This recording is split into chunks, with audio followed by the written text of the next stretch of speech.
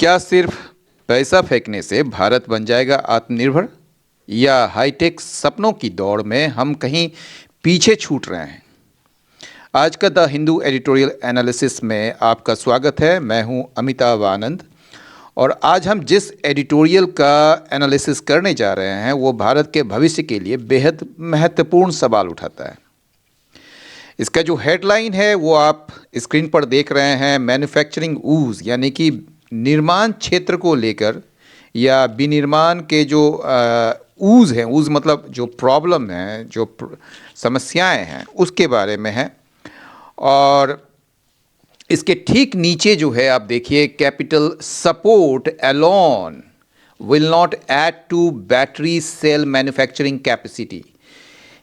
यानी कि ये हमें सोचने पर मजबूर करती है कि जो कैपिटल सपोर्ट यानी कि केवल पैसा ही से समर्थन करना, वो मतलब खुद जो है अपने आप में बैटरी सेल मैन्युफैक्चरिंग कैपेसिटी में कोई वृद्धि नहीं करेगा। तो क्या आप जानते हैं कि भारत ने 2030 तक 500 गीगावाट क्लीन एनर्जी बनाने का बहुत बड़ा सपना देखा है।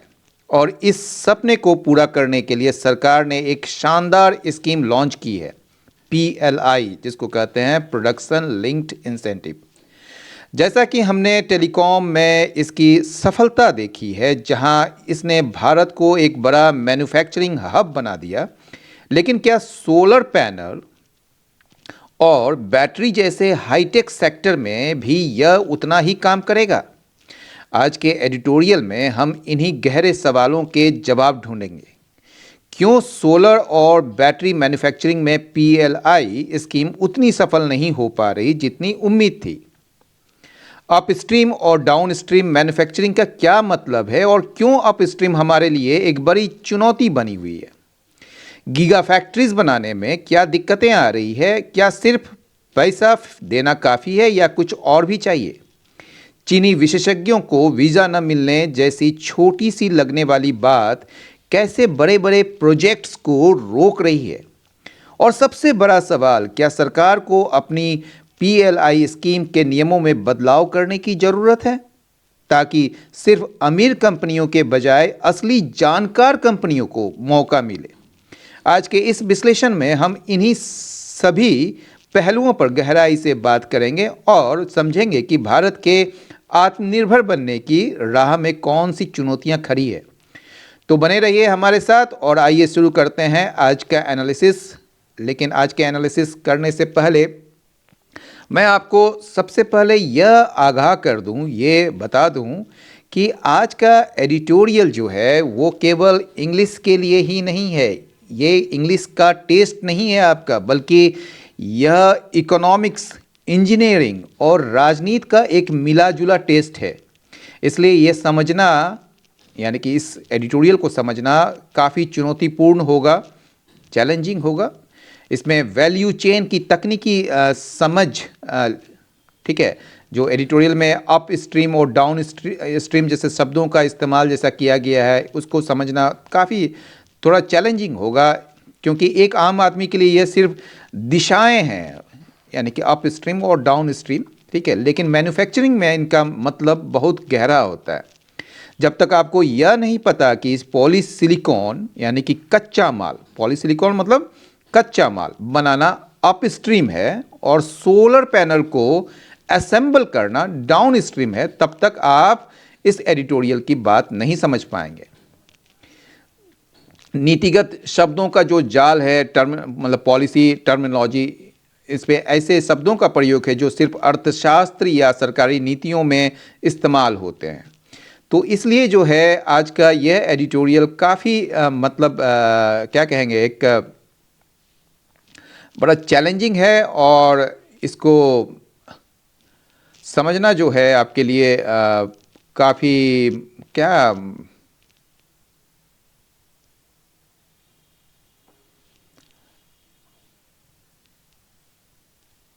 चलिए तो शुरू करते हैं। आज थोड़ा माइक डिस्टर्ब हो रहा है। हाँ,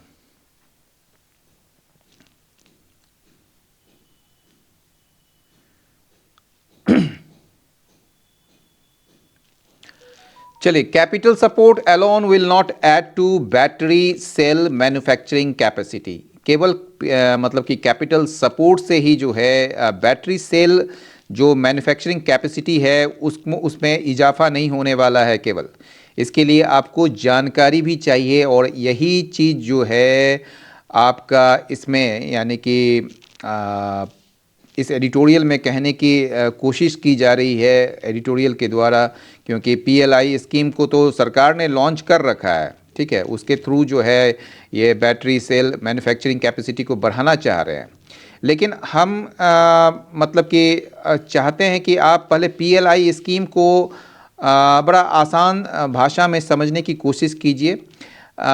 इसे आप काम के बदले इनाम वाली स्कीम कह सकते हैं। साधारण उदाहरण मान लीजिए कि आपके पापा ने आपसे कहा कि बेटा अगर तुम 10 किलो आम बेचोगे तो मैं तुम्हें हर किलो पर 5 रुपये इंसेंटिव दूंगा, इनाम दूंगा, मतलब। तो अगर आपने कुछ भी नहीं बेचा तो आपको इनाम जो है 0 ही होगा। अगर आपने 10 किलो बेचा तो 50 रुपये आपको इनाम में मिलेंगे। सरकार कंपनियों से कहती है कि आप भारत में सामान बनाओ और उसे बेचो।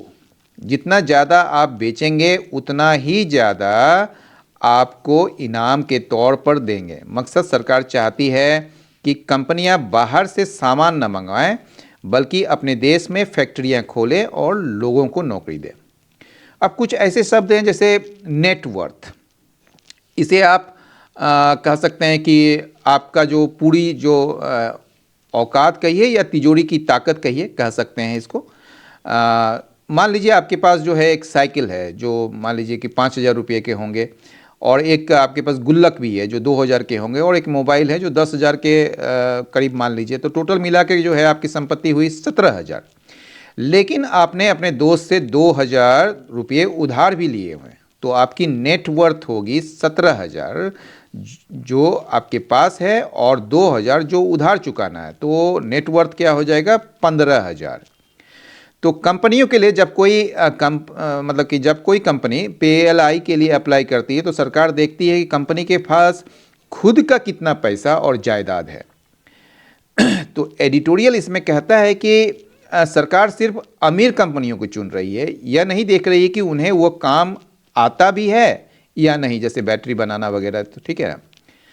इसमें और एक छोटा सा शब्द जो काफ़ी समझने लायक है, जिसको कैपेक्स कहते हैं, जिसको मतलब कि क्या कहेंगे आप, कैपिटल एक्सपेंडिचर कहेंगे।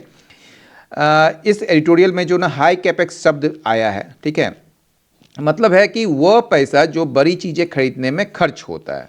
मतलब उदाहरण देखिए कि अगर आप एक टॉफ़ी की दुकान खोलते हैं तो टॉफ़ी खरीदना छोटा खर्चा है, लेकिन दुकान के लिए फ्रिज खरीदना, काउंटर बनवाना और दुकान की जगह खरीदना वो कैपेक्स है।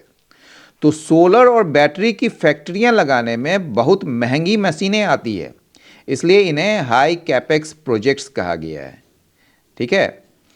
तो ये पूरा एडिटोरियल को हम इसको ऐसे समझिए कि अगर आपको मतलब कि एक क्या कहेंगे, अगर आपको इकोनॉमिक्स की बहुत जानकारी नहीं है या टेक्निकल शब्दों की, तो आप एक मतलब इसको समझने की ऐसा कोशिश कीजिए कि मान लीजिए कि आप इसे साइकिल बनाने की रेस की कहानी के रूप में आप समझ सकते हैं। मान लीजिए कल्पना कीजिए कि भारत सरकार ने एक प्रतियोगिता यानी कि पीएलआई स्कीम रखी है।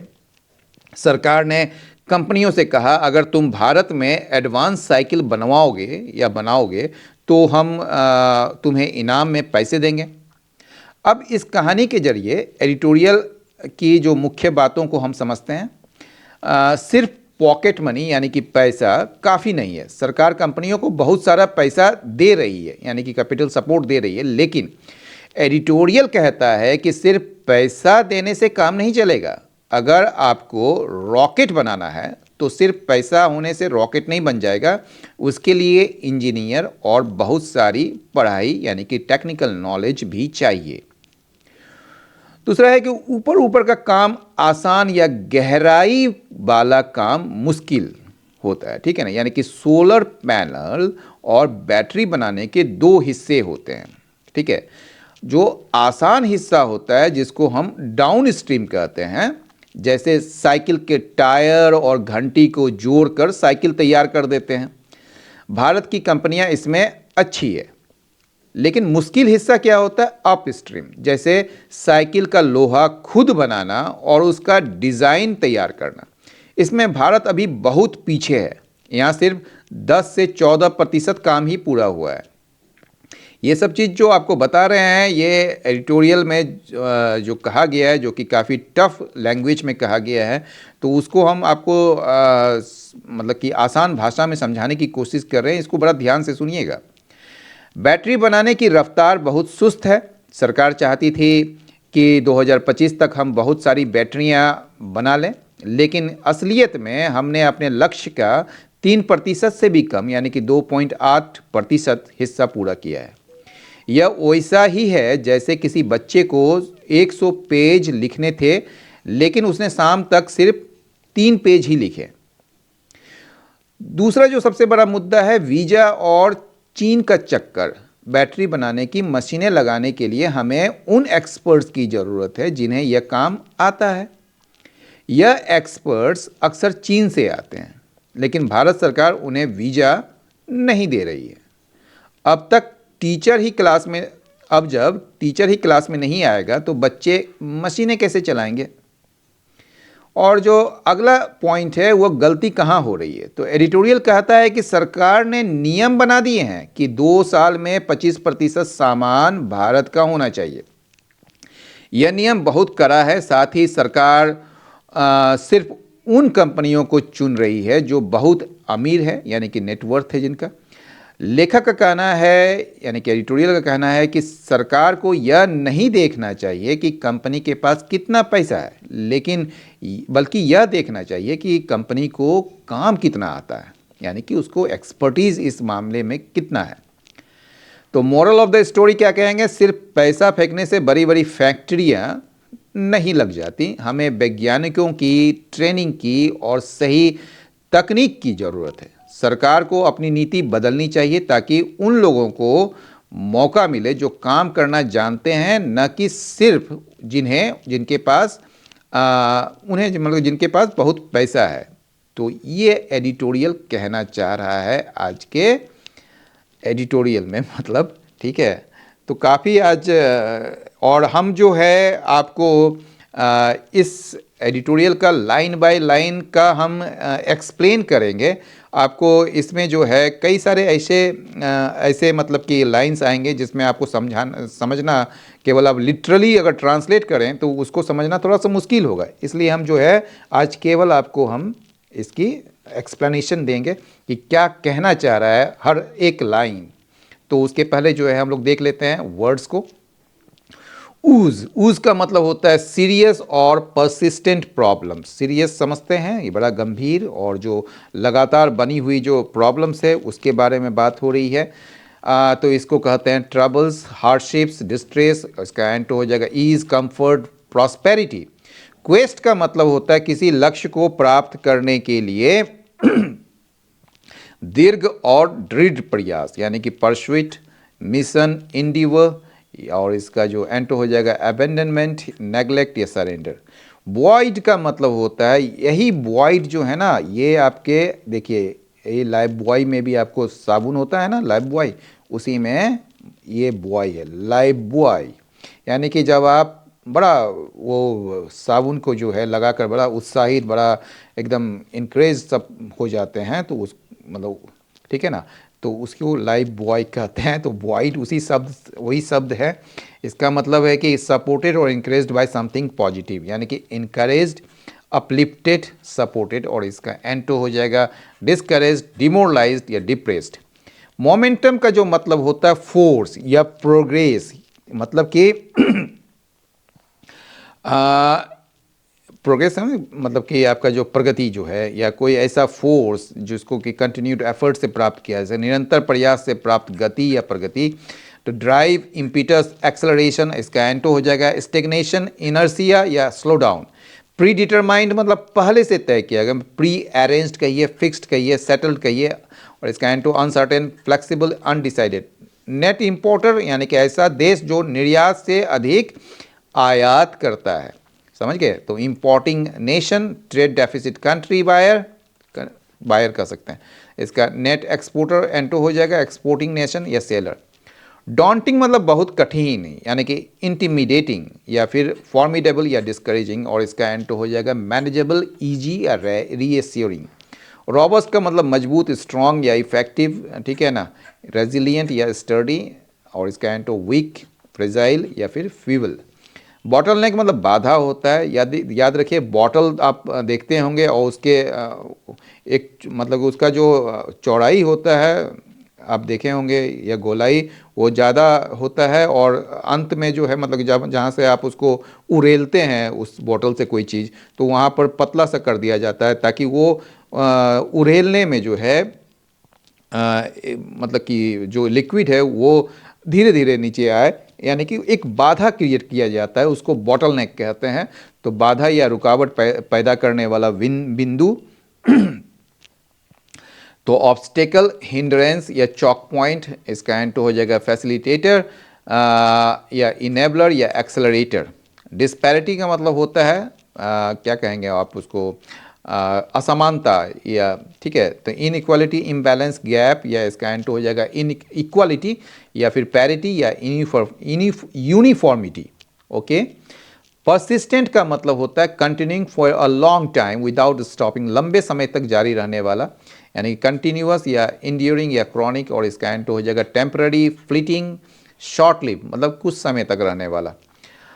डी रिस्क मतलब कि जोखिम को कम करने वाला, सेफ गार्ड कहते हैं सिक्योर या प्रोटेक्ट, और इसका एंटो हो जाएगा इन डेंजर, एक्सपोज या फिर जियोपोर्डाइज। स्लगिश का मतलब धीमी गति वाला, स्लो या फिर लेथार्जिक या फिर इनर्ट, और इसका एंटो हो जाएगा डायनेमिक, स्विफ्ट या एनर्जेटिक। स्ट्रिंजेंट का मतलब बहुत कठोर या सीवियर, स्ट्रिक्ट, रिजिड या फिर टफ, और इसका एंटो हो जाएगा लेनियंट या फिर फ्लेक्सिबल या रिलैक्स्ड। मैंडेटिंग का मतलब कानूनी रूप से अनिवार्य करना, इन्फोर्सिंग, कंपेलिंग, रिक्वायरिंग, और इसका एंटो हो जाएगा परमिटिंग, अलाउइंग या फिर ऑप्शनल। इमेंस का मतलब हो जाएगा मतलब बहुत ही ज़्यादा, एक्सट्रीमली लार्ज, इनॉर्मस, वास्ट या मैसिव। एंटो होगा स्मॉल, लिमिटेड, इनसिग्निफिकेंट। मिसप्लेस्ड का मतलब गलत धारणा पर आधारित, या आप गलत भी कह सकते हैं, इनकरेक्ट, मिसगाइडेड या फ्लॉड, और इसका एंटो हो जाएगा जस्टिफाइड, वैलिड या एप्रोप्रिएट, और मतलब इसका साइनो हो जाएगा इनएप्रोप्रिएट। ठीक है। कैपिटल इंटेंसिव मतलब अधिक पूंजी की आवश्यकता वाला, एक्सपेंसिव, इन्वेस्टमेंट हैवी या कॉस्ट इंटेंसिव, और इसका एंटो हो जाएगा लेबर इंटेंसिव, जहाँ पर लेबर का खपत ज़्यादा होता है। लो कॉस्ट या इकोनॉमिकल। ट्रांसलेट इनटू, ये अच्छा शब्द है, परिणाम में बदलना, टू रिजल्ट इन, यानी रिजल्ट इन, लीड टू या इल्ड, और इसका एंटो हो जाएगा प्रिवेंट, ब्लॉक, हिंडर। अगला शब्द है स्टीप। स्टीप मतलब वेरी हाई और सीवियर इन डिग्री, अत्यधिक या भारी, हैवी कह सकते हैं, सीवियर, एग्जॉर्बिटेंट, और इसका एंटो हो जाएगा लाइट, माइल्ड या फिर नॉमिनल। प्रोविजन का मतलब होता है क्लॉज और कंडीशन इन अ लॉ और पॉलिसी, कानून या नीति की धारा या प्रावधान कह सकते हैं आप इसको, क्लॉज या फिर स्टिपुलेशन या फिर कंडीशन, और इसका एंटो हो जाएगा ओमिशन, एक्सक्लूजन या फिर एब्सेंस। प्रायोरिटाइज का जो मतलब होता है प्राथमिकता देना, इसका साइनो हो जाएगा एम्फेसाइज, फेवर या फिर रैंक, और इसका एंटो होगा इग्नोर, डी प्रायोरिटाइज या फिर नेग्लेक्ट। चलिए कुछ इडियम्स फ्रेजेस देख लेते हैं। फाइंड इट्स फुटिंग का मतलब होता है शुरुआती कठिनाइयों के बाद स्थिरता प्राप्त करना, यानी to begin functioning effectively after initial difficulties, यानी कि कुछ शुरुआती कठिनाइयों के बाद आप फंक्शन फिर से अच्छे से फंक्शन करना शुरू करते हैं। जैसे the domestic battery manufacturing sector is still struggling to find its footing, यानी कि अभी भी संघर्ष कर रहा है अपने आप को फिर से स्थिर करने का, अपने आप को, अपने फुट को, अपना पैर जमाने को लेकर जो है अभी भी वो फिर से स्ट्रगल कर रहा है। ठीक है ना। एट द हार्ट ऑफ का मतलब केंद्र बिंदु, ठीक है ना, आपका मेन चीज जो है। तो technical expertise lies at the heart of high technology manufacturing. High technology manufacturing यानी कि उच्च प्रौद्योगिकी निर्माण क्षेत्र में का जो के केंद्र में जो है वो क्या है, टेक्निकल एक्सपर्टीज यानी कि तकनीकी विशेषज्ञता। तो बिना तकनीकी विशेषज्ञता के वो आप हाई टेक्नोलॉजी मैन्युफैक्चरिंग नहीं कर सकते हैं। तो gap between ambition and reality, यानी कि जो एक अंतर है, गैप जो है, ठीक है ना, तो अ mismatch between planned goals and actual outcomes, right. तो द स्लो प्रोग्रेस, ये जो धीमी जो प्रगति है वो उजागर करती है गैप को बिटवीन एम्बिशन एंड रियलिटी, यानी कि जो आपकी महत्वाकांक्षा है, जो आकांक्षाएं हैं और जो आपकी वास्तविकता है, उसके बीच का अंतर को वो उजागर करती है। फेस एन अपहिल टास्क, मतलब कि बहुत कठिन चुनौती का सामना करना, ठीक है ना। India faces an uphill task, India जो है वो मतलब कि कठिन चुनौती का सामना कर रहा है इन building giga factories eight scale. At scale का मतलब बड़े पैमाने पर। तो बड़े पैमाने पर गीगा फैक्ट्रीज को बनाने में मतलब कि बहुत कठिन चुनौतियों का सामना करना पड़ा है भारत को। सर्व एज अ बॉटलनेक, मतलब कि एक रुकावट के रूप में या बाधा के रूप में ये काम करना। तो अपस्ट्रीम मैन्युफैक्चरिंग, हमने बताया था अपस्ट्रीम के बारे में अभी आपको, continues to serve as a bottleneck, वो अभी भी एक बाधा के रूप में काम कर रहा है, यानी कि एक बाधा बना हुआ है, ठीक है। रिलाई हैवली ऑन, यानी कि किसी चीज पर अत्यधिक निर्भर होना। द सेक्टर रिलाइज, ये सेक्टर जो है ये निर्भर है बहुत ही ज़्यादा इंपॉर्टेंट रॉ मटेरियल्स पर, यानी कि आयातित कच्चे मालों पर, ठीक है ना, जो बाहर से हम लोग मंगवाते हैं। Fall short of, fall short of का मतलब होता है to fail to reach an expected standard और टारगेट, यानी कि जो आपका मतलब कि निर्धारित या उम्मीद जो है आपका स्टैंडर्ड या फिर लक्ष्य, ठीक है, उसमें पहुंचने से विफल रहना। द PLI स्कीम जो है has fallen short of its battery production targets, जो बैटरी प्रोडक्शन टारगेट्स है गवर्नमेंट का, उसमें जो है ये बुरी तरह या पूरा तरह जो है ये असफल रहा है PLI की योजना, ठीक है।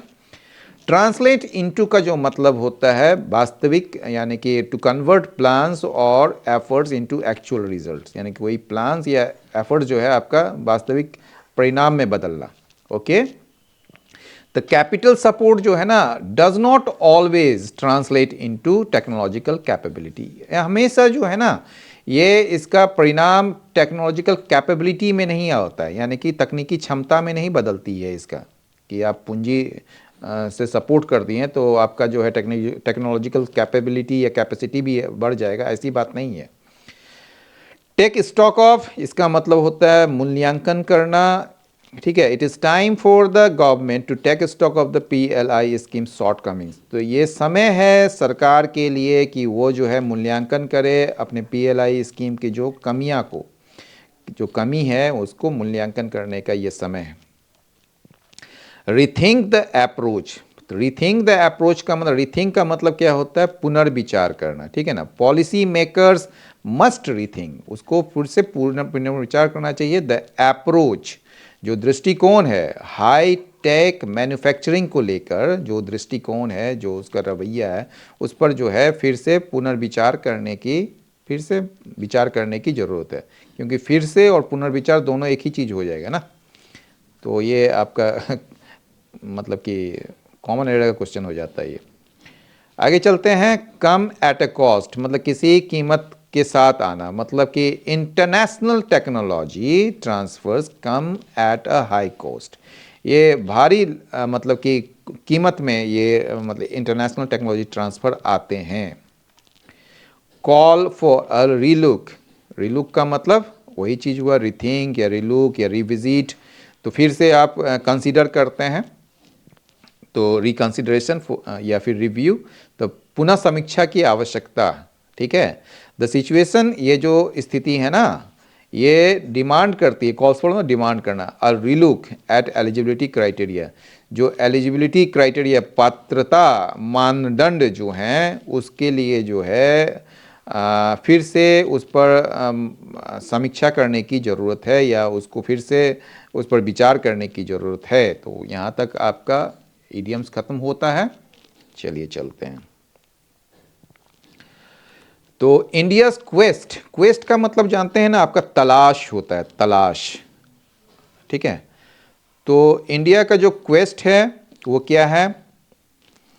To install 500 gigawatt non fossil fuel capacity by 2030 has forced its primary industrial engine in the production linked incentive schemes, ठीक है। यहाँ तक आपका ये वाक्य है, एक तो बड़ा वाक्य है, ठीक है। तो भारत का जो क्वेस्ट है, समझ रहे हैं ना, भारत का जो क्वेस्ट है यानी कि उसकी जो तलाश है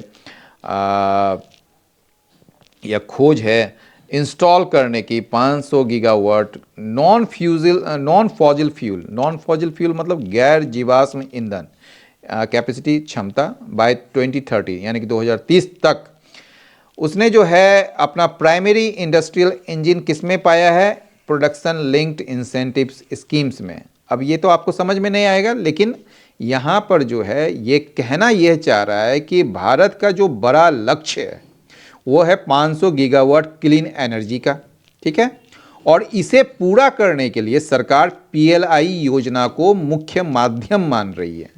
यानी कि ये जो पीएलआई जो है ना, एक माध्यम है जिसको आप, उसके माध्यम से आप 500 gigawatt non fossil fuel capacity को 2030 तक पूरा करने का वो सरकार उसको मान रही है, ठीक है। तो ये है आपका व्याख्या इसका, या आप एक्सप्लेनेशन कहिए, जो आपको इसमें जो है अगर सीधे सीधे लिटरल ट्रांसलेशन करेंगे तो आपको वो समझ में नहीं आएगा, ठीक है। Has found its primary industrial engine, ठीक है ना। हम आपको इसका सारा वर्ड्स एक एक करके बता सकते हैं। देखिए, इंडिया का जो क्वेस्ट, जो तलाश है इंस्टॉल करने का, स्थापित करने का 500 gigawatt of non fossil fuel capacity by 2030 यानी 2030 तक, has found its primary industrial engine, इसने जो है प्राथमिक यानी कि मुख्य इंडस्ट्रियल औद्योगिक इंजन प्राप्त किया है या उसको हासिल हुआ है। किस में हासिल हुआ है? प्रोडक्शन लिंक्ड इंसेंटिव स्कीम्स में। लेकिन इसको आसान शब्दों में वही कह सकते हैं कि 500 गीगावाट जो क्लीन एनर्जी का जो लक्ष्य है भारत का, उसे पूरा करने के लिए सरकार पीएलआई योजना को मुख्य माध्यम मान रही है। समझ गए? चलिए, अगला जो सेंटेंस है, buoyed by the momentum the scheme generated in telecom manufacturing, यहाँ तक ये आपका एक पार्टिसिपल क्लॉज है। तो where the government pays out a predetermined sum only if companies achieve agreed sales targets annually, ministries expect the initiative to transform India from a net importer of green technology into a global manufacturing hub। यहाँ तक ये पूरा वाक्य, एक तो बड़ा बड़ा वाक्य है, ये समझना ही थोड़ा सा डिफ़िकल्ट होता है, और उसमें इस टाइप के जो है बड़ा टेक्निकल जार्गन है इसमें काफ़ी सारा। तो ये आपका ये बुआइड मतलब बड़ा उत्साहित होकर किस चीज़ से? ये प्रगति जो हुई थी किसमें? मोमेंटम जिसको जो स्कीम, ये जो पीएलआई स्कीम ने जनरेट किया था टेलीकॉम मैन्युफैक्चरिंग सेक्टर में, ठीक है ना। यानी कि टेलीकॉम मैन्युफैक्चरिंग सेक्टर में इस योजना द्वारा जो पैदा की गई जो प्रगति थी उससे उत्साहित होकर जहाँ सरकार जो है वो क्या करती है? पेज आउट और प्री डिटरमाइंड सम, यानी कि पहले से तय एक निश्चित राशि का भुगतान करती है। कब? तब जब कंपनी जो है उस चीज़ को एग्रीड सेल्स यानी कि जो सहमत हुआ है वो सेल्स टारगेट को मतलब कि सालाना, मतलब एनुअली सालाना उस चीज़ को हासिल कर लेती है, तो उसको जो है सरकार उसको भुगतान करती है, पेज आउट करती है, ठीक है ना। तो यहाँ तक ये पूरा का पूरा पार्टिसिपल क्लॉज है, ठीक है, जहाँ पर ये जो है आपका क्या है, ये रिलेटिव क्लॉज है इसका, पार्टिसिपल क्लॉज का। और यहाँ मेन क्लॉज यहाँ पर तो मिनिस्ट्री जो है यानी कि जो मंत्रालय हैं, ठीक है ना, कई सारे मंत्रालय हैं, तो एक्सपेक्ट द इनिशिएटिव्स, ये इनिशिएटिव जो है कि भारत को एक ट्रांसफॉर्म करे from a net importer of green technology, यानी कि जो अभी जो है हम लोग ग्रीन टेक्नोलॉजी का जो है, ग्रीन टेक्नोलॉजी समझते हैं ना, ग्रीन टेक्नोलॉजी हरित तकनीक या क्लीन एनर्जी कहिए, तो हरित तकनीक या ग्रीन टेक्नोलॉजी का जो हम लोग अभी नेट इम्पोर्टर हैं, मतलब शुद्ध आयातक हैं, उससे जो है हम लोग क्या बन जाएं? Into a global manufacturing hub, एक वैश्विक विनिर्माण केंद्र में बदल जाएं, वैश्विक विनिर्माण केंद्र में हम बदल जाएं। तो उसके लिए जो है मिनिस्ट्री जो है यानी कि उसको उम्मीद है कि यह पहल जो है, ठीक है, ये जो पहल है, पहल मतलब इनिशिएटिव, कि वो जो है बदले इंडिया को net importer of Indian green technology से एक ग्लोबल यानी कि वैश्विक विनिर्माण केंद्र के रूप में। तो आइए, इसका थोड़ा बहुत ये आसान लाइन था तो आपने शायद मतलब कि ज़रूर समझा होगा, लेकिन हम इसको थोड़ा सा और आसान शब्दों में बता देते हैं। क्योंकि मोबाइल फ़ोन में जो है ना पीएलआई स्कीम जो है वो सफल रहा था, सरकार को उम्मीद है कि सोलर और बैटरी में भी भारत बाहर से सामान मंगाने के बजाय दुनिया को सामान बेचने वाला देश बन जाएगा। समझ गए? तो कैसा लगा आपको?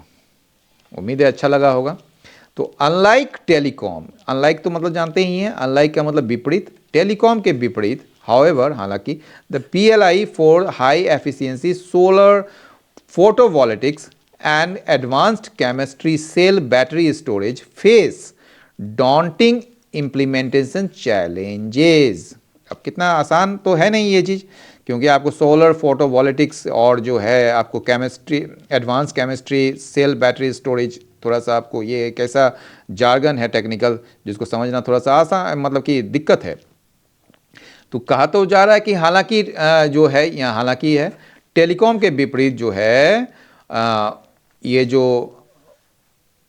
एडवांस मतलब उच्च दक्षता वाले, ठीक है, उच्च दक्षता वाले, ओहो, तो ये जो हाई एफिशिएंसी उच्च दक्षता वाले सोलर फोटोवोल्टिक्स, ठीक है, फोटोवोल्टिक्स और एडवांस्ड मतलब उन्नत केमिस्ट्री सेल यानी कि केमिस्ट्री समझ रहे हैं, सेल बैटरी स्टोरेज के लिए, ठीक है, जो पीएलआई है, पीएलआई जो है फेस वो क्या कर रही है, फेस कर रही है मतलब कि चुनौतियों को सामना कर रही है, डॉन्टिंग इम्प्लीमेंटेशन चैलेंजेस, यानी कि डॉन्टिंग मतलब बहुत ही ज़्यादा, बहुत ही कड़ा या कठिन चुनौतियों को सामना करना पड़ रहा है।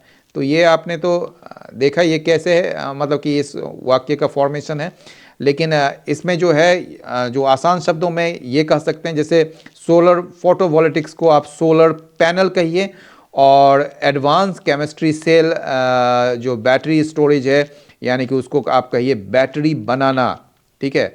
तो इसको एक लाइन में समझते हैं, सोलर पैनल और बैटरी बनाना फ़ोन जोड़ने यानी कि असेंबलिंग करना जितना आसान नहीं है, इसमें बहुत बड़ी बाधाएं हैं। समझ गए? चलिए आगे चलते हैं। While upstreaming module assembly is robust, ये सॉरी डाउन स्ट्रीम मॉड्यूल, ठीक है, अभी तो आपको डाउन स्ट्रीम और मतलब कि अप स्ट्रीम बताए थे। तो ये जो डाउन स्ट्रीम मॉड्यूल असेंबली जो है वो काफ़ी मजबूत है, बहुत ही ज़्यादा मतलब कि क्या कहेंगे आप उसको, आसान है, ठीक है, रॉबस्ट है, जिसमें जो है 56% आपने हासिल किया है अपने स्पेसिफिक टारगेट का मिड 2025 तक में। लेकिन जो ये क्रिटिकल अप स्ट्रीम है, ठीक है ना, ये क्रिटिकल मतलब कि आप कह सकते हैं महत्वपूर्ण अपस्ट्रीम सेगमेंट्स जो है, जो हिस्सा है ये, ठीक है ना, अभी भी जो है वो बॉटलनेक बना हुआ है, बॉटलनेक मतलब बाधा बना हुआ है, ठीक है ना। तो इसको आसान शब्दों में समझे, सोलर पैनल को जोड़ना तो आसान है, सोलर पैनल जो है उसको जोड़ना तो आसान है, ठीक है, आप लाए हैं कहीं से और उसको जोड़ दिए मतलब असेंबल कर दिए, लेकिन उसकी जो मूल सामग्री है, जो अपस्ट्रीम सेगमेंट से जो मूल सामग्री जिसमें कह सकते हैं जो कच्चा माल है और उससे उससे उसको मैन्युफैक्चरिंग करना जो है वो अभी भी जो है उतना ही मुश्किल बना हुआ है या बाधा बनी हुई है। Polysilicon and water wafer manufacturing, अब देखिए ये एक फिर से जो है एक अलग ही ये है। तो पॉलीसिलिकॉन और जो वेफर मैन्युफैक्चरिंग जो है, जो कि the most technology intensive parts of the value chain, ठीक है, ये वैल्यू चेन का जो है ना सबसे मतलब कि क्या कहेंगे तकनीकी प्रधान या टेक्नोलॉजी इंटेंसिव पार्ट्स है, ठीक है। तो पॉलीसिलिकॉन और वेफर मैन्युफैक्चरिंग, ठीक है, have only reached 14% and 10% of their respective targets. वो केवल जो है ना उसमें 14%, यानी कि पॉलीसिलिकॉन में जो उसका टारगेट्स थे उसका 14% ही। और क्या हो रहा है भाई, हाँ चलिए सब उठ गया। तो मोस्ट मतलब कि ये टेक्नोलॉजिकल इंटेंसिव पार्ट्स है वैल्यू चेन का, ठीक है ना। तो पॉलीसिलिकॉन का जो है वो 14% अपने टारगेट्स का, और वेफर मैन्युफैक्चरिंग का 10% ही जो है अपने मतलब कि रिस्पेक्टिव टारगेट्स का हासिल हो पाया है। समझ गए? यानी कि सबसे कठिन तकनीकी काम जो है, जो कि पॉलीसिलिकॉन और वेफर है, मतलब वेफर मैन्युफैक्चरिंग है, तो उसमें भारत अभी बहुत पीछे है, ठीक है। तो दिस डिस्पैरिटी, अब जो नेक्स्ट सेंटेंस है, दिस डिस्पैरिटी, ये जो असमानता है, ठीक है ना, हाइलाइट्स, ये उजागर करता है अ परसिस्टेंट रिलायंस, मतलब कि आपका लगातार उसमें निर्भरता ऑन इम्पोर्टेड रॉ मटेरियल्स पर, यानी कि बाहर से जो रॉ मटेरियल्स जो आप आयात कर रहे हैं, ठीक है, उसके उस पर जो आपका रिलायंस है, आपकी मतलब कि एक तरीके से निर्भरता है, निरंतर निर्भरता, ठीक है। परसिस्टेंट का मतलब निरंतर, और रिलायंस का मतलब निर्भरता जो आपका है, ठीक है। एंड स्पेशलाइज्ड टेक्निकल एक्सपर्टीज, और विशेष, स्पेशलाइज में विशेष तकनीकी, ये विशेषज्ञता पर आपके जो निर्भरता है लगातार, इससे जो है क्या होगा, इससे क्या हो रहा है, सरकार को प्रॉम्प्ट कर रहा है, एक तरीके से प्रेरित कर रहा है क्या करने के, टू कंसीडर, कि वो विचार करे एडिशनल कैपिटल सब्सिडीज पर, ताकि जो है जोखिम कम किया जा सके this high capex upstream projects का। ये जो हाई कैपेक्स, अभी आपको बताए थे हाई कैपेक्स क्या होता है, उसका पूरा उदाहरण देके, तो जिससे सरकार जो है इन अधिक पूंजी वाले प्रोजेक्ट्स के जोखिम को कम करने के लिए अतिरिक्त सब्सिडी देने पर विचार कर रही है। तो ये आपने, है ना टफ थोड़ा सा, लेकिन इसको थोड़ा सा आसान भाषा में हम इसको आपको आपके सामने मतलब कि रख रहे हैं, क्योंकि हम खुद तकनीक नहीं बना पा रहे हैं। ऑब्वियस है, हम तो तकनीक बना नहीं पा रहे हैं, चाहे वो फ़ोन का हो, चाहे वो अभी आपका इसमें हो, तो हम खुद तकनीक नहीं बना पा रहे हैं, तो हम विदेशों पर निर्भर हैं। सरकार अब और पैसा देकर कंपनियों का डर दूर करना चाहती है, यानी कि डी रिस्क करना चाहती है, तो उसके लिए सरकार पैसा लगा रही है। समझ रहे हैं? तो सिमिलर वूज, यानी कि इसी तरह की जो समस्याएं हैं, जो परेशानियां हैं, stock the scheme for battery manufacturing, ठीक है, इसी तरह की जो परेशानी है बैटरी निर्माण की योजना पर भी, या उसके पीछे पीछे हो आ रही है, या उसमें भी है, मतलब यानी कि इसका चुपके से क्या कहेंगे आप, स्टॉक का मतलब तो जानते ही हैं कि आप ज़्यादातर यूज़ होता है किसी जो एक व्यक्ति होता है, किसी को स्टॉक करता है, उसका पीछा करता है चुपके से, तो वो स्टॉक होता है। लेकिन यहाँ पर जो है इसका मतलब होता है परेशान करना, ठीक है। तो ये जो है, जो मतलब कि ये जो समस्या सोलर में है, वही बैटरी क्षेत्र में भी है, ठीक है ना। तो बैटरी क्षेत्र में जो बैटरी मैन्युफैक्चरिंग के जो क्षेत्र में है, उसके लिए जो ये स्कीम जो है, ये ऐसी समस्या उसमें भी आ रही है। The progress towards establishing 50 gigawatt of domestic battery cell production to fuel the electric vehicle revolution with an outlay मतलब खर्च of 18,000 crore has been sluggish का मतलब बहुत धीमे धीमे जो होता है। तो ये जो प्रोग्रेस है ना, इसके लिए हैज़ लगा हुआ है, ठीक है ना। तो ये जो प्रोग्रेस है आपका, ठीक है, किसके लिए, establishing 50 gigawatt of domestic battery cell production to fuel the electric vehicle revolution, यानी कि इलेक्ट्रिक व्हीकल रिवोल्यूशन, यानी कि इलेक्ट्रिक जो वाहन है उसके क्रांति को बढ़ावा देने, फ्यूल मतलब बढ़ावा देने के लिए, ठीक है, 18,000 करोड़, 18,000 करोड़ का जो एक खर्च है, जो एक मतलब कि उसमें जो खर्च किया जा रहा है सरकार के द्वारा के साथ 50 गीगावाट घरेलू, 50 गीगावाट जो घरेलू बैटरी सेल का जो उत्पादन के लिए जो क्या कहेंगे, जो उसको बनाने के लिए जो प्रोग्रेस है वो काफ़ी स्लगिश रहा है, बहुत धीमे धीमे चल रहा है, समझ गए। तो ये है, मतलब कि सरकार ने बहुत पैसा लगाया है, यानी कि 18,000 करोड़, फिर भी काम बहुत धीरे धीरे चल रहा है। इसको ऐसे ही समझना पड़ेगा, क्योंकि आप अगर लिटरल ट्रांसलेशन करेंगे एकदम पूरी तरह से कि हिंदी में इसको, तो वो आपको समझ में आएगा नहीं, क्योंकि इसमें आपको जो मेन चीज़ कहा जा रहा है वो चीज़ समझना ज़रूरी है। बाय लेट 2025, यानी कि 2025 के अंत तक, ठीक है ना, लेट मतलब अंत और बाय मतलब तक, और 2025 के अंत तक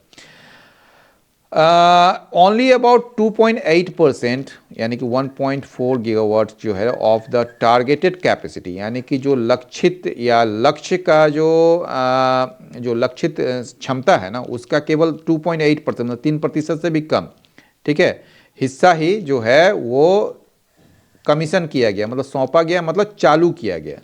कमीशन का जो मतलब, जब कोई फैक्ट्री या मशीनरी आधिकारिक रूप में या आधिकारिक तौर पर काम करना शुरू करता है तो उसको कमीशन कहते हैं, मतलब उसको सौंप दिया गया, ठीक है ना।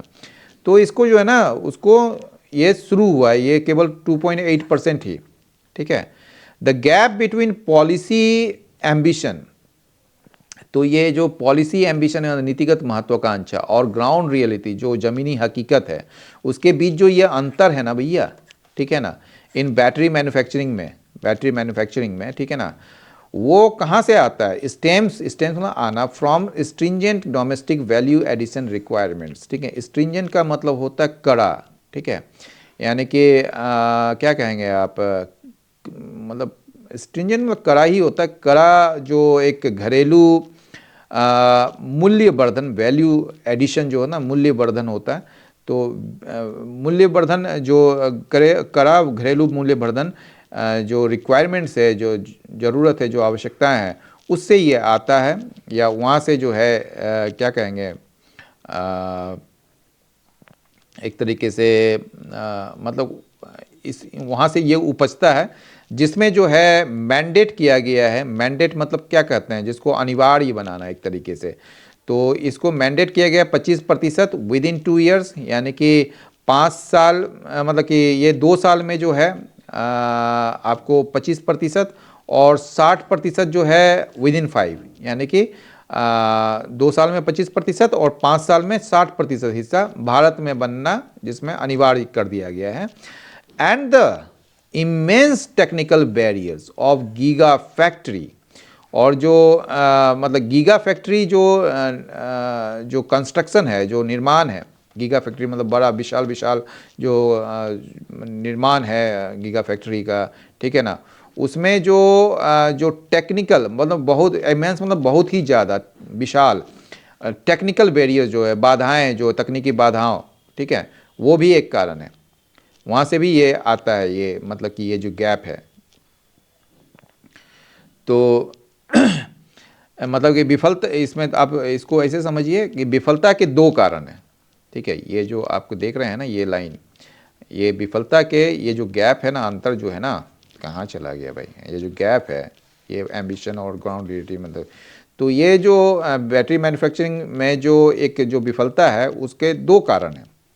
पहला कारण है कि सरकार के कड़े नियम, ठीक है, सरकार के कड़े नियम कि सामान भारत का ही होना चाहिए, यानी कि मैंडेट किया गया है 25% 2 साल में और 60% 5 साल में। और जो है दूसरा जो सब और ज़्यादा महत्वपूर्ण है, वो गीगा फैक्ट्री, मतलब बड़ी फैक्ट्री जो है ना, बड़ी बैटरी फैक्ट्री जो है वो बनाना, उसको हम बनाते हैं तकनीकी रूप से बहुत मुश्किल है, जो कि बड़ा उसमें टेक्निकल इमेंस टेक्निकल वेरियर्स है, क्योंकि हमारे पास टेक्निकल जो प्रोएस है, जो टेक्निकल एक्सपर्टीज़ है, वो हमारे पास है नहीं। तो वो बड़ा बैरियर्स है हमारे पास। तो ये एक 2 कारण है इसका असफल होने का। चलिए अगला चलते हैं। To add to these are challenges, ठीक है, such as not issuing visas to Chinese technical experts who will be setting up several manufacturing facilities। तो इसके साथ ही क्या है, इसके साथ ही जो चैलेंजेस हैं, जो चुनौतियां हैं, वो क्या है, वो है जैसे कि not issuing visa to Chinese technical experts, यानी कि चीनी तकनीकी विशेषज्ञों को वीज़ा न देने जैसी जो चुनौतियां हैं। हु विल बी, जो ये टेक्निकल एक्सपर्ट्स जो हैं चीन के, वो सेटअप कर रहे हैं, यानी कि स्थापित, who will be setting up, स्थापित कर रहे हैं सेवरल मैन्युफैक्चरिंग फैसिलिटीज़।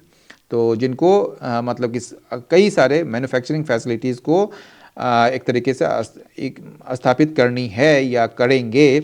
तो ये चीज़ के लिए जो है सरकार जो है उनको मतलब वीज़ा इशू नहीं कर पा रही है या करती नहीं है, जो कि एक बड़ी चुनौतियां हैं। तो इसमें इसको ऐड कर दें आप, मतलब कि राजनीतिक के जो समस्या यह है कि फैक्ट्रियां लगाने के लिए चीनी विशेषज्ञों की ज़रूरत है, पर उन्हें वीज़ा नहीं मिल रहा है। ठीक है। द इंडियन गवर्नमेंट्स एक्सपेक्टेशन, अब आगे कहा जा रहा है कि जो सरकार की, जो भारत सरकार की जो उम्मीद है वो क्या है, that mayor capital support will substantially improve high technology manufacturing is misplaced. ये जो उसका जो एक्सपेक्टेशन, जो उम्मीद है ना, वो बड़ा गलत है भैया, मिसप्लेस्ड है। कि वो एक्सपेक्टेशन क्या है कि केवल कैपिटल सपोर्ट, यानी कि वित्तीय सहायता देने से जो है वो हाई टेक्नोलॉजी मैन्युफैक्चरिंग को जो है हम इम्प्रूव कर पाएंगे, उसमें बड़ा सुधार कर लेंगे। तो ये अपने आप में उनकी उम्मीद जो है गलत है। यानी कि यहाँ पर जो एडिटोरियल ये कह रहा है कि सरकार गलत सोच रही है कि सिर्फ पैसे से ही हाईटेक काम हो जाएगा, है ना। अगला लाइन है, the complex infrastructure required to make it at scale. At scale का मतलब होता है बड़े पैमाने पर, रिक्वायर्स उसके लिए ज़रूरत है, ये आपका मेन वर्ब है। तो complex infrastructure required to make it, required मतलब यहाँ पर आपका ये एक एडजेक्टिव का काम कर रहा है, लेकिन है ये पार्टिसिपल। मतलब कि the complex infrastructure which is required, जो ज़रूरत है इसको मतलब कि बनाने की या इसको सफल करने की एट स्केल बड़े पैमाने पर, उसके लिए ज़रूरत है डिकेड्स ऑफ रिसर्च, दशकों की रिसर्च की ज़रूरत है, मतलब कि रिसर्च इन्वेस्टमेंट की ज़रूरत है, एंड वर्कफोर्स ट्रेनिंग, और कार्यबल जो होते हैं जो इसमें काम करेंगे उसके प्रशिक्षण की ज़रूरत होगी। यानी कि ऐसी चीज़ें रातों रात नहीं बनती है, इसके लिए सालों की रिसर्च और लोगों को सिखाने की ज़रूरत होती है, समझ गए। तो while mega corporates expect international technology transfers to accelerate the process, they are capital intensive and do not always translate to near term gain। ठीक है।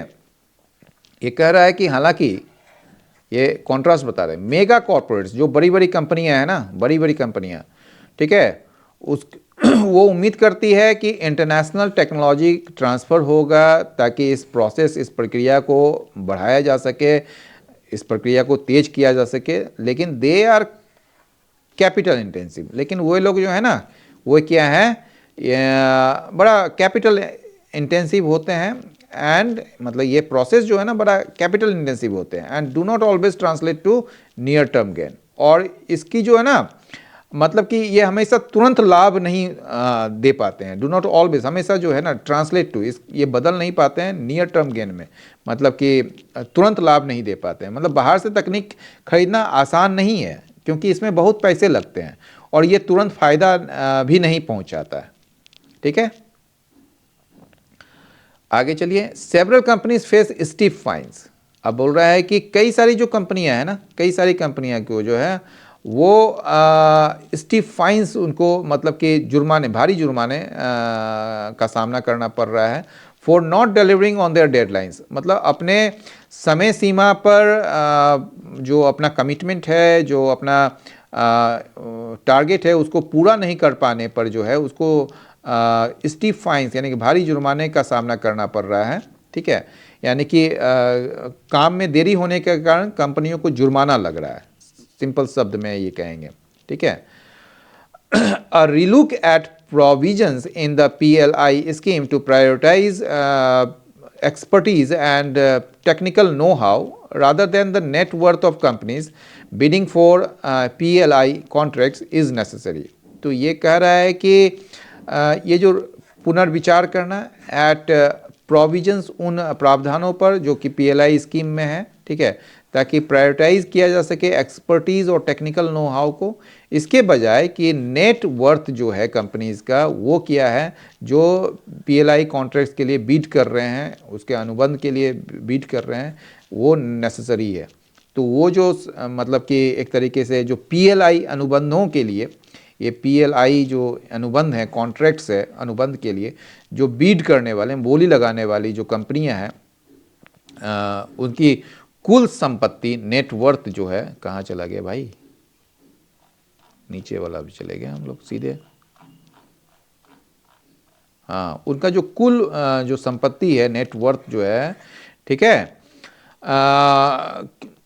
उसके बजाय रादर देन, मतलब उसके बजाय हमें क्या ज़रूरत है कि उनकी जो विशेषज्ञता है, ठीक है, एक्सपर्टीज़ है, ठीक है, और जो तकनीकी जानकारी है, ये नो हाउ मतलब जानकारी, और तकनीकी मतलब टेक्निकल, वो जो तकनीकी जानकारी है, ठीक है, उसको प्राथमिकता देने, प्रायोरिटाइज करने के लिए जो पीएलआई योजनाओं के प्रावधान पर, जो पीएलआई के जो योजना के प्रावधानों पर विचार करने की ज़रूरत है। यानी कि इसको सिंपल शब्दों में कहें तो सरकार को अमीर कंपनियों को चुनने के बजाय उन कंपनियों को चुनना चाहिए जिनके पास वास्तव में तकनीक का ज्ञान है, ठीक है। तो आज का एडिटोरियल आपको अच्छा लगा होगा मेरे ख्याल से, हालांकि ये जो है थोड़ा सा डिफ़िकल्ट था। तो